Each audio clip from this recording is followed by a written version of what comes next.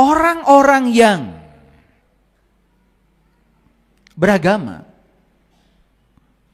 dan dia tahu esensi agamanya,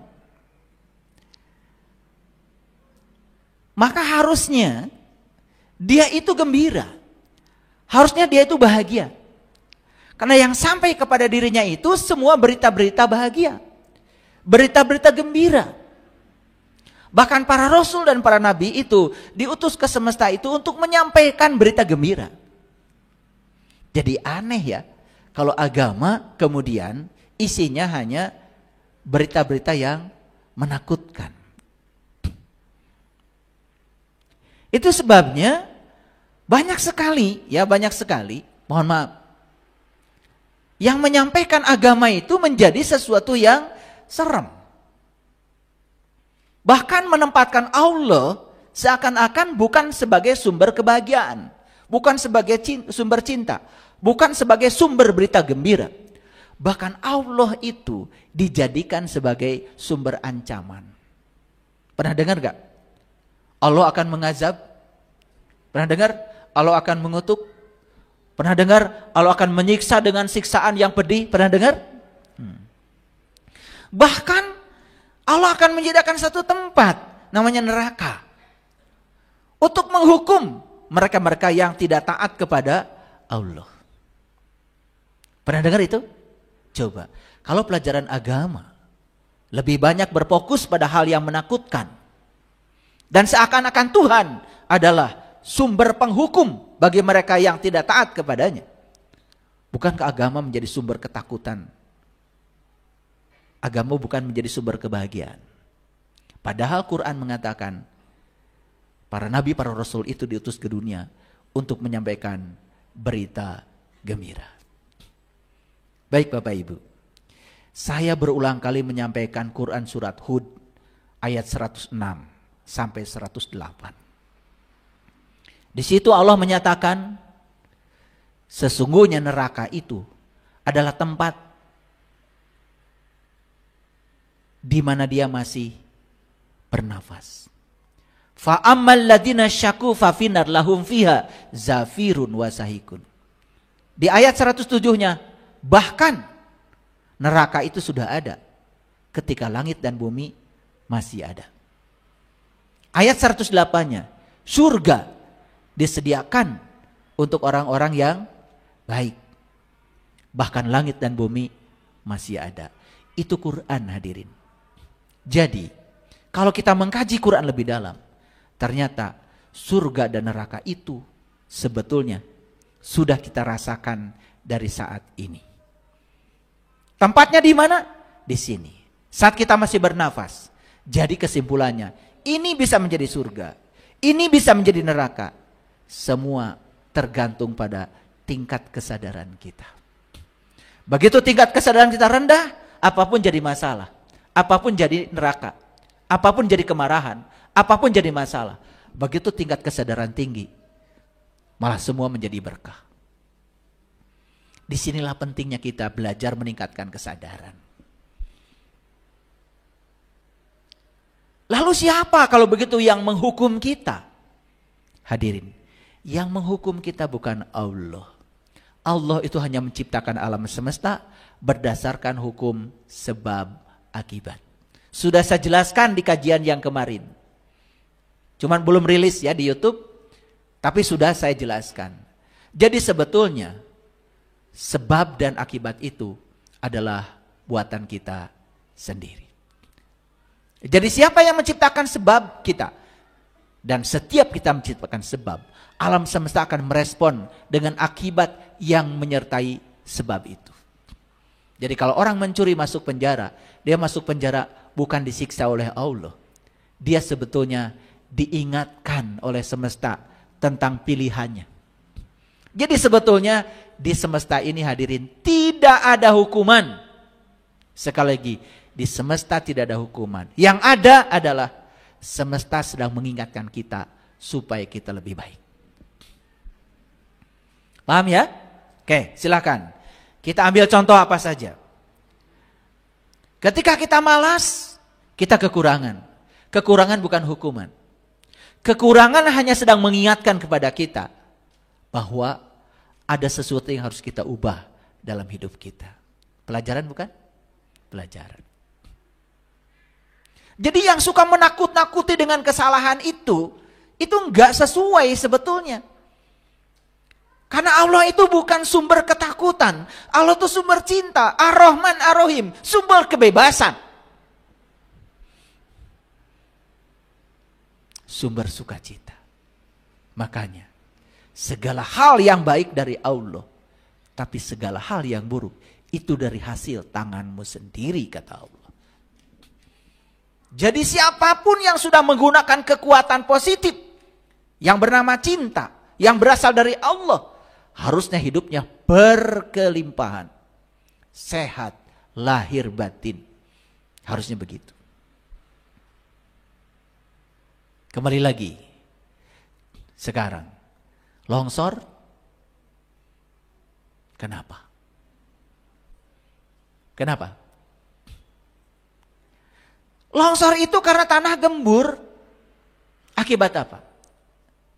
Akibat air meresap ke dalam tanah. Tidak ada air yang tinggal di akar. Karena akarnya pada hilang. Karena pohonnya ditebang.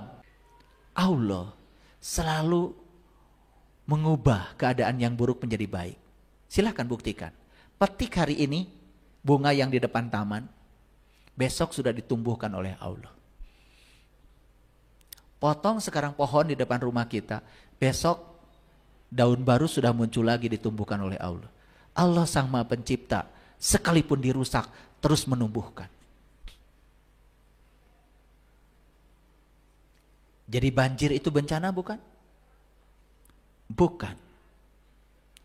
Banjir itu musibah bukan? Bukan. Itu akibat dari sebab yang ditimbulkan oleh manusia. Dan akibat itu terjadi sebagai pelajaran. Mengingatkan kepada manusia ada sesuatu yang harus kamu ubah.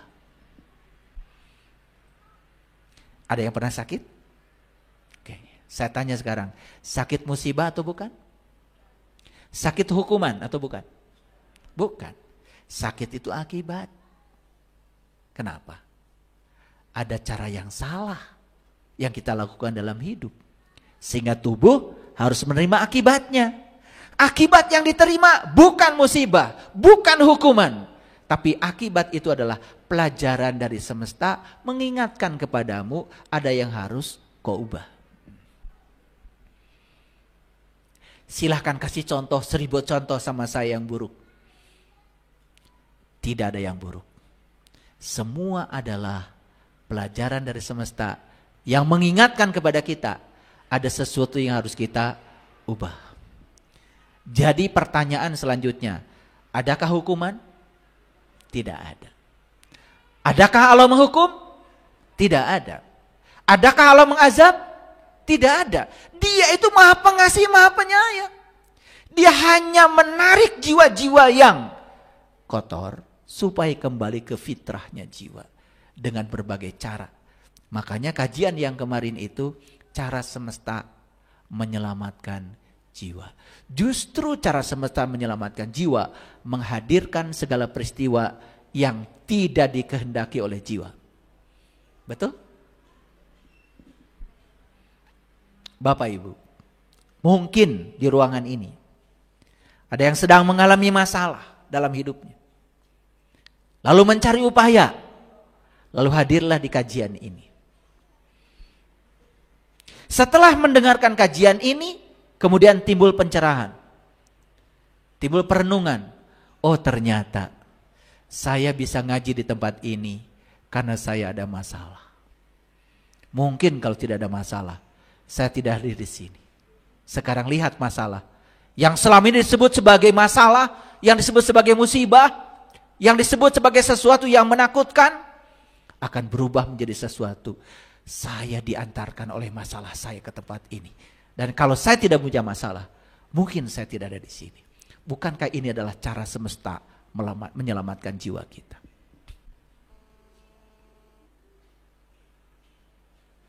Nah, kemudian apa kaitannya ayat ini ya dengan hasil riset yang saya sampaikan tadi? Kenapa religius itu kok tidak bahagia? Yang hilang dari situ adalah kesadaran. Kita terlalu sibuk dengan ritual yang kita lakukan. Tetapi semua kita lakukan tanpa kesadaran. Kita sibuk dengan simbol-simbol ritual, simbol-simbol keyakinan. Tetapi semua tidak ada yang mengerti.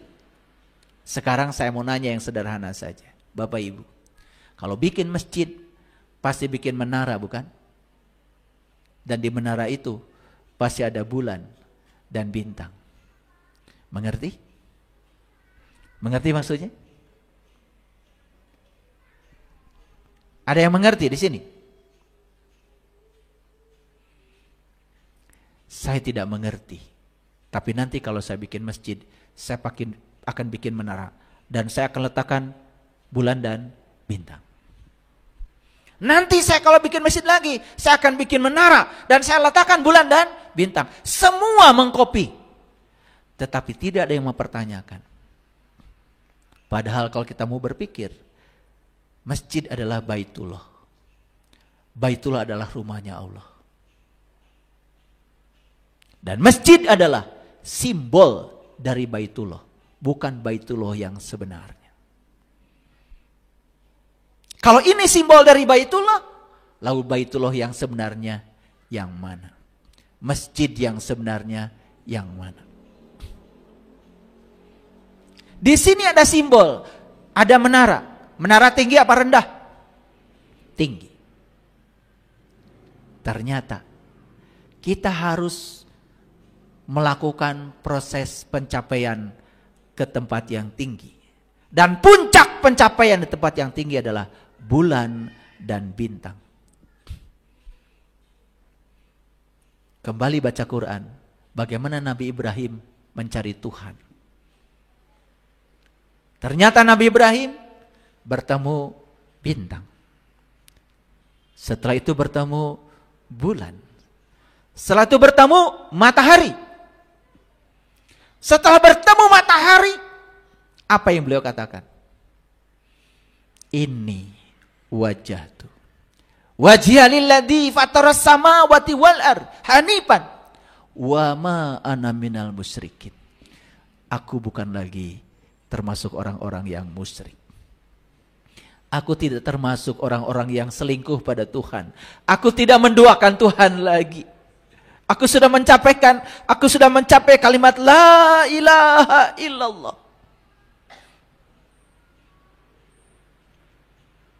Kalau begitu, pertanyaannya, di mana bintang yang dilihat Ibrahim? Di mana bulan yang dilihat Ibrahim?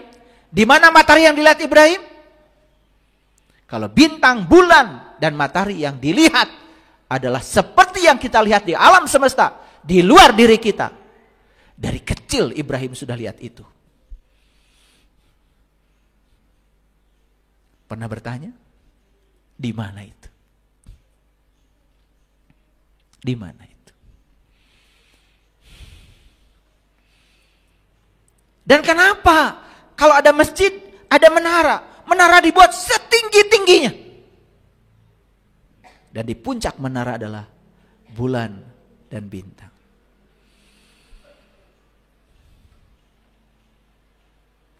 Kita selama ini hanya menduplikasi. Kalau bikin masjid harus ada bulan dan bintangnya. Pesan aja. Bulan, bintang. Pasang, sudah selesai. Tetapi kita tidak mengerti apa implementasinya buat kehidupan kita. Di situ yang hilang. Religius, tetapi tidak punya kesadaran. Akibatnya apa? Akibatnya religiusitas itu hanya sebatas pada aspek kulit saja. Tidak masuk ke area yang terdalamnya. Kita lihat ayat selanjutnya. Bagi mereka ada berita gembira di dalam kehidupan di dunia dan di akhirat. Hadirin, perhatikan ayat ini. Lahumul busyra fil hayati dunya wa fil akhirah. Berita gembira ini dua. Untuk kehidupan dunia dan kehidupan akhirat.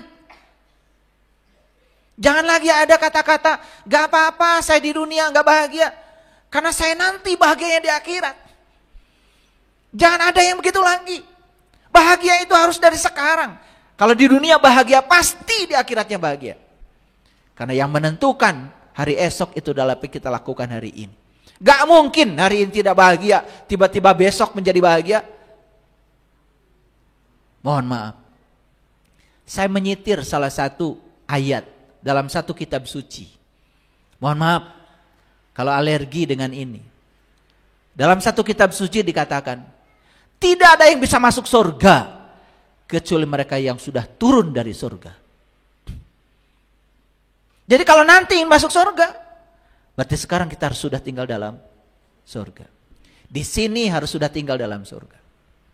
Gak mungkin di sini amburadul tiba-tiba jadi penduduk surga. Tidak ada hari esok kalau tidak ada hari ini. Dan yang menentukan hari esok, apa yang kita tanam hari ini. Tidak mungkin hari esok kita menanam memanen jagung. Kalau hari ini kita tidak nanam jagung. Tidak mungkin tidak nanam jagung besok berharap panen jagung. Omong kosong.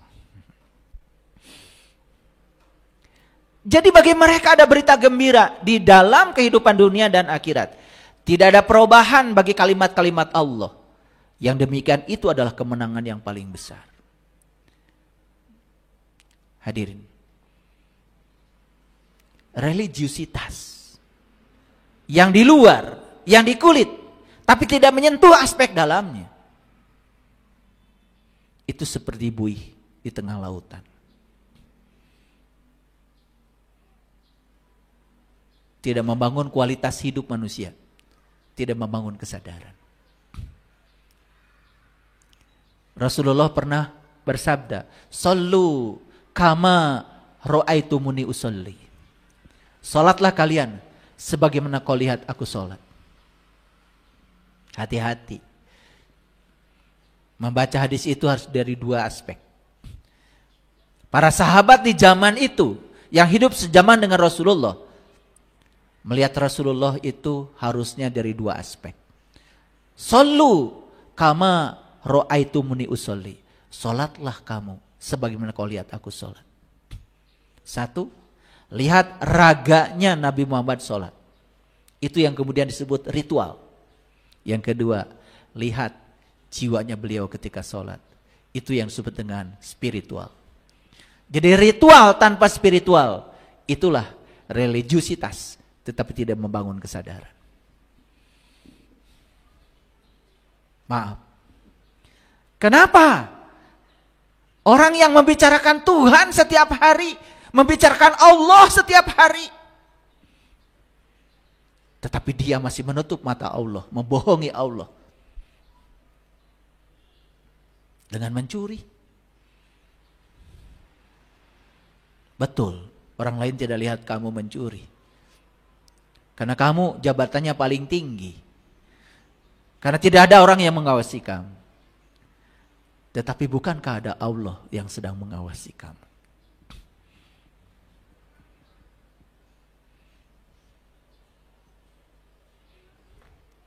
Itu yang tidak ada. Hilang. Ruhnya hilang. Hilang spiritnya. Hilang energinya.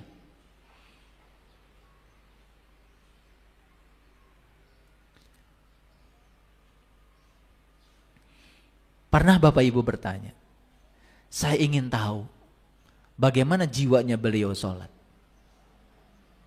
Pernah bertanya? Raganya sudah kita lakukan. Tapi kalau raga tanpa disertai dengan jiwa, kan berarti sholatnya hanya fisiknya saja. Dalamnya tidak ada. Dan itu tidak membangun kesadaran. Tidak bisa mencegah dari perbuatan keji dan munkar. Duhur sholat. Habis sholat duhur melakukan perbuatan yang tidak diridhoi Allah. Asar sholat lagi. Habis itu melakukan perbuatan yang tidak disukai Allah. Maghrib sholat lagi. Terus begitu.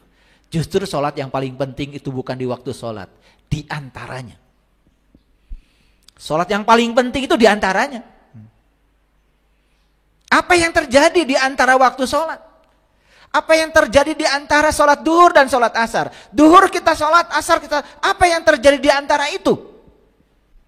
Pernah bertanya? Berapa kali kita membicarakan orang di antara itu? Berapa kali kita marah di antara itu? Berapa kali kita menghujat orang di antara itu? Berapa kali kita menyakiti hati orang dengan kata-kata di antara itu?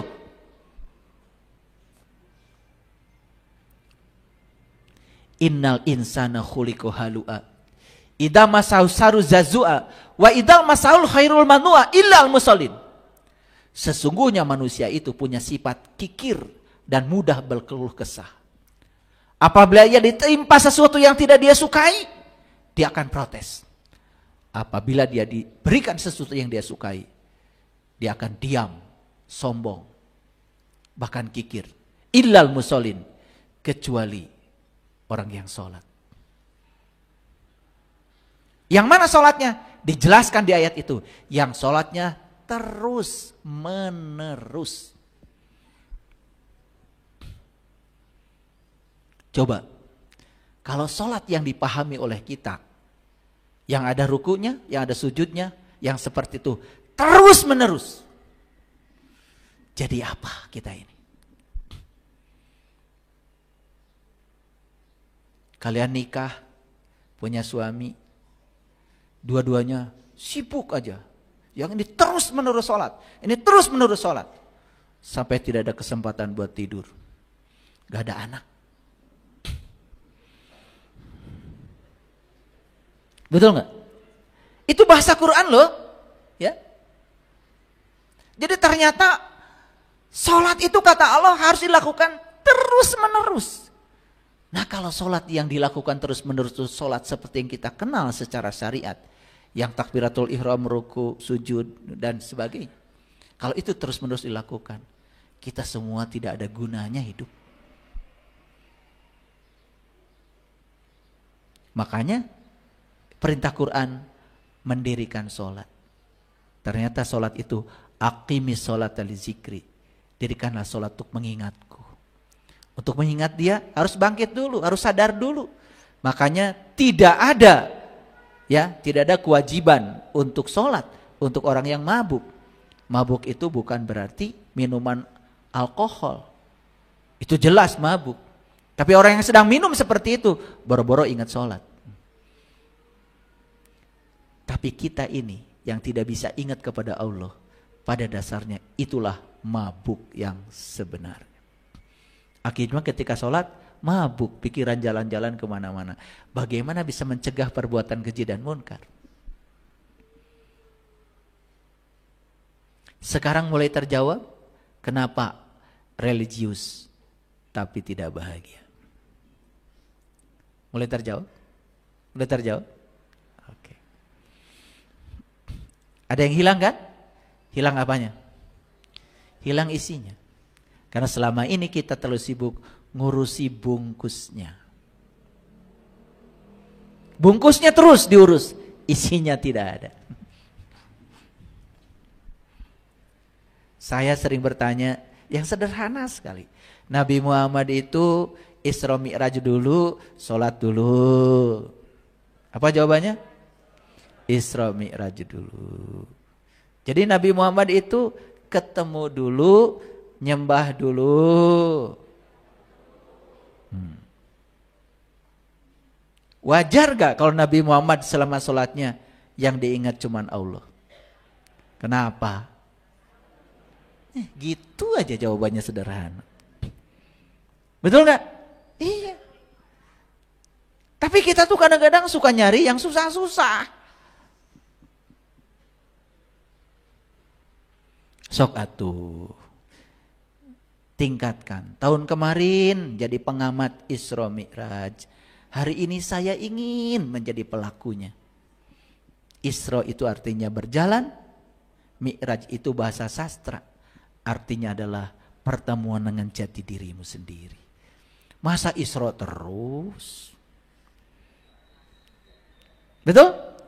Masa Isra terus, jalan-jalan aja terus. Kan jalan-jalan itu harus ada titik akhirnya dong. Betul enggak? Sampai mengalami pengalaman seperti Nabi Musa.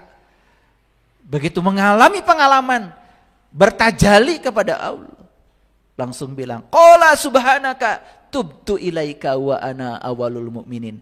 Maha suci Engkau ya Allah, aku kembali kepadamu dan inilah awal aku beriman. Jadi iman terus diawali, mau kapan mengawalinya? Gak di awal-awal sih, betul gak? Jadinya ngaku doang. Lah yang namanya ngaku kata Quran, wa minan nasi may yaqulu amana billah wa bil yaumil akhir wa ma hum bimumin. Banyak manusia yang mengaku beriman pada Allah dan hari akhir, padahal dia bukan orang yang beriman. Yukhadi'una Allah walladzina amanu. Mereka itu berusaha menipu Allah dan orang beriman, padahal mereka sebenarnya menipu dirinya sendiri. Seperti bertuhan, padahal tidak tahu yang dipertuhankan. Makanya akibatnya apa? Fi qulubihim maradun fazadahumullahu marad.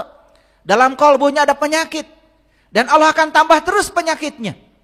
Penyakit apa? Penyakit merasa. Merasa sudah beriman, merasa sudah tahu, merasa yang paling soleh, merasa yang paling benar. Padahal belum apa-apa, enggak tahu. Cuma dia tidak tahu kalau dia tidak tahu. Akibatnya apa? Bagi mereka ada siksa yang sangat pedih. Siksaan apa? Siksaan rohani. Siapa yang menyiksa? Diri kita sendiri.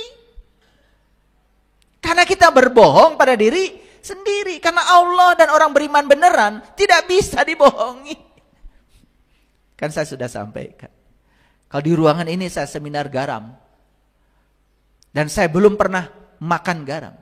Dan yang saya ajak seminar sama-sama belum makan garam. Kalau saya bilang garam itu geli, semua pasti percaya sama saya. Tapi ada satu orang aja di sudut sana yang pernah mencicipi garam. Dia akan bilang, saya bohong. Masa garam geli? Garam kan asin. Karena saya belum merasakan, yang dengar belum merasakan, maka yang belum dengar setuju dengan saya, padahal belum membuktikan. Satu orang di sudut sana, satu orangnya di ruangan ini yang pernah makan garam, dia akan tahu Anda bohong. Makanya malam yazuk lam ya'rib, yang tidak paham, yang tidak mengalami, tidak akan pernah paham. Hadirin, paham itu bukan dari apa kata orang, apa kata guru, apa kata ustadz, apa kata kiai. Bukan. Paham itu apa kata pengalamanmu sendiri. Kapan mau mengalaminya? Pertanyaan itu aja. Kapan mau mengalaminya? Mau terus di permukaan? Tidak mau masuk ke dalam? Saya membayangkan 10 negara yang paling bahagia di dunia tadi. Padahal mereka itu tidak pernah bicara Tuhan, tidak bicara agama. Tapi mereka bahagia. Bayangkan kalau mereka menjalankan agama. Menjalankan agama. Mereka bertuhan. Kayaknya bahagianya kayak apa tanpa batas. Jadi saya bukan berarti mengatakan bahwa oh lebih bagus tidak beragama kayak mereka. Bahagia, bukan begitu. Mereka tidak beragama, tidak bicara Tuhan, tapi bahagia. Kenapa? Mereka saling menjaga, saling menghormati, toleran. Bayangkan kalau mereka diajarkan agama ya. Paling agama yang rahmatan lil alamin. Kayaknya mereka luar biasa. Yuk sekarang kita bangkit. Kita sudah punya agama, kita sudah punya tradisi, kita sudah punya ajaran leluhur yang luar biasa. Yuk sekarang jangan berputar-putar terus di kulit. Masuk ke dalamnya. Kita lihat di ayat yang selanjutnya. Surat Al-Fatir ayat 24. Sesungguhnya kami mengutus kamu dengan membawa kebenaran, sebagai pembawa berita gembira dan sebagai pemberi peringatan. Dan tidak ada suatu umat pun melainkan telah ada padanya seorang pemberi peringatan. Ayat ini mengisyaratkan pada kita, para nabi, para rasul yang datang silih berganti itu tugasnya cuma satu. Membawa berita gembira dan peringatan. Itu saja. Jadi kalau suka menakut-nakuti, tetapi mengaku seakan-akan dia itu adalah pembawa risalah, itu tidak. Harusnya agama itu menjadi sumber cinta, sumber kebahagiaan, sumber sukacita. Karena kalau kita bahagia, maka hanya kebahagiaanlah yang bisa menarik kebahagiaan lain. Makanya jangan heran kalau kebahagiaan akan datang terus menerus tanpa batas. Bahkan kita akan kaget, tidak bisa menahannya.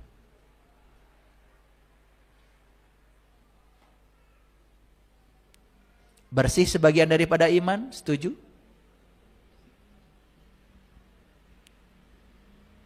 Di mana bersih itu adanya? Di Jepang, di Finlandia. Tulisannya di mana?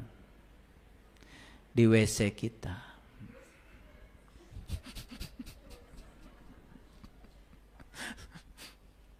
Tuh. Masa kita kebagian tulisannya aja? Betul gak? Masa kita tidak mau mewarisi kenyataannya? Betul gak? Di Jepang itu, bahkan orang Indonesia yang pergi ke sana tiba-tiba menjadi bersih. Karena mau buang sampah, tempat sampahnya tidak ada. Akhirnya disakuin. Tapi pulang ke Indonesia karena teman-teman yang lain juga membuang sampah dari kaca mobil, yang ngikutin lagi. Jadi sebetulnya ini kan perlu kesepakatan bersama, bukan? Setuju? Perlu kesadaran bersama, bukan? Setuju? Oke. Jadi kesimpulannya sekarang sudah bisa ditangkap. Mengapa religius tidak bahagia? Sudah ketangkap? Ya. Sepanjang kita hanya mengukir diri kita di luar, dibedakin dari luar, maka kita semuanya akan menjadi diri palsu. Dan kita tidak menyentuh esensi terdalamnya diri kita.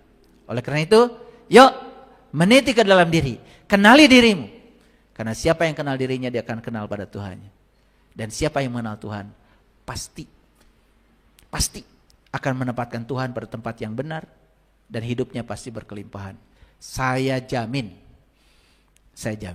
Siapapun orang yang sudah sampai di titik itu kesadarannya, dia akan menjadi sumber cinta, sumber sukacita bagi semua makhluk. Terima kasih. Assalamualaikum warahmatullahi wabarakatuh.